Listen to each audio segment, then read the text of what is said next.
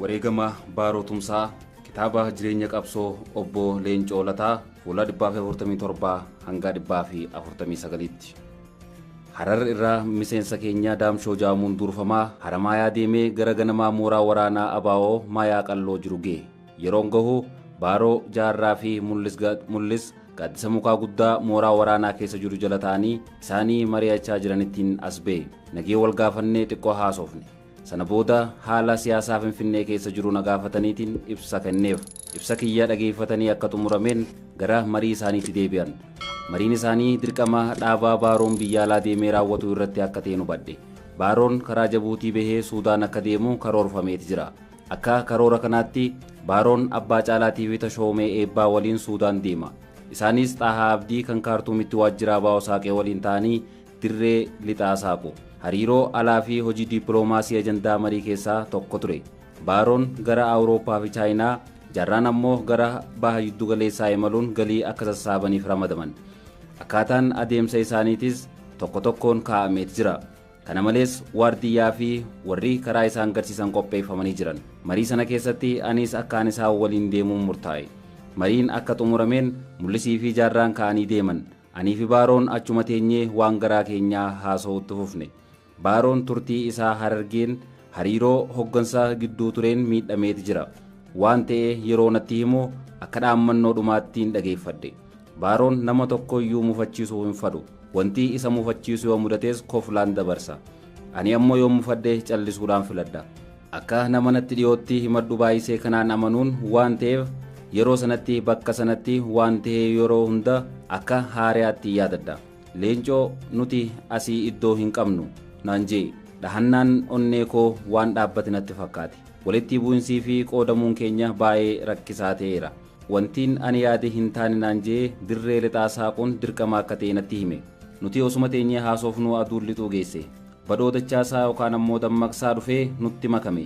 Nagaa wal gaafannee ergaan argee waggaa waan dabreef qaama isaa yeroon ilaalu naan rifadhe.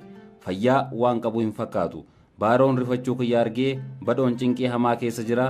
Ana ajjeesuu barbaadu halkan guutuu wallaansoo keessaan ture naan jee natti himate naan jee. Haasawa keenya itti fufnee waa'ee siyaasaatii fi adeemsa halkan gara Jabuutiitti taasifnu irrattis mari'anne. Lafti xinnoo yoo dukkanaa'u badhoon ka'ee deeme. Baaroon gara badhoon itti adeemu yoo ilaalu badhoon kilaashii gara keenyatti qiyyaafatee akka jiru argee akkaan miliquuf mallattoo naaf kenne. Hoggaasuma badhoon dhukaasa bane. Anis kufaa ka'aa gara tusii nu bukkee jiruttiin fiige.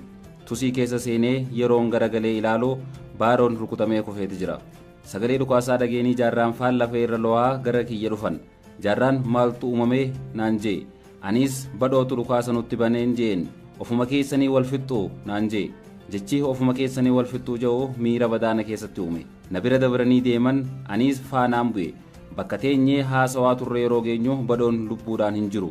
Baaroon madaa'ee lubbuun keessaa ba'uudhaaf dhidhiitachaa jira. Badhoo awwaaluuf yeroo qophoofnu Baaroon ammoo yaala jalqabaa akka argatu goonee turre. Manni yaalaa dhiheenya irra waan hin jirreef yaala sirnaa argachuu hin dandeenye. Dhiigni isaa dhaabbachuu didee halkanuma sana lubbuun baate. Lamaan isaaniiyyuu achuma Maayaa Qallootti awwaalle. Uummanni Baaroo hedduudha jaalataa Doktor jechuudhaan waaman ture. Ogummaa isaa hin qabaatin malee jaalala namaaf qaba ture. Baaroon anaaf barsiisaa qabsoo hiriyaa dhiyoo fuula kiyya ilaalee waan keessa kiyyaa anaaf hubatu daawwitii kiyya ture. Maalaan godha akkuma tasaatiin of biraa dhabe. Guyyuma ani isaan bira gahee walagarre kun hundi tahee isa dhabuu dubbadhuus naaf hin bahu. Eegala qabsoo kiyyaa irratti ganamaan sadabuu caalaa du'a keetiin hamatame. Qabsoo uummataa eegalametti hubsiisuuf kaayyoo kee kudhaan maddee hanga har'aatti itti cicheetiin jira. Karoorri deemsa gara Jabuutii torbaan lamaaf harkifate. Anis achuma Jaarraa biraan ture. Waan uumame irratti gabaasa akkaan qopheessuun ajaje. Anis barreesseetiin itti kanne. Du'a Baarootiin maqaan Jaarraa dhahamuu hin oolle. Innis gabaasaan ani barreessee agarsiisee kunoo ani hin ajjeefne jedhee ofirraa ittisaa ture. Jaarraan hanga duutti kanuma jechaa ture. Yeroon achi turetti waa'ee qabsoo waan hedduu mari'anne. Dhumarrattis Mul'is waliin kaanee gara Jabuutii qajeelle. Baaroon yoo ajjeefamu namni ijaan argee ana qofa. Kanaaf yeroo baay'ee gabaasa barreessee akkaan dhiheessu gaafatameetiin jira. Suudaanittis Xaahaa fi Diimaan si'a lama gaafii qorannoo na gaafatanii jecha ragaanarraa fuudhanii jiru. Deebii isaa barreeffamaan akkaan dhiheessuu waan barbaadaniif gabaasa haala ture ibsu barreessee kanneetiin jira. Barreeffama kana hanga irraa of harkaa qabu jeen amana. Homaa gochuu hin danda'u dhukkuba kana waliin hin jiraadha jechuudhaan obbo Leencoo Lataa kitaaba isaa irratti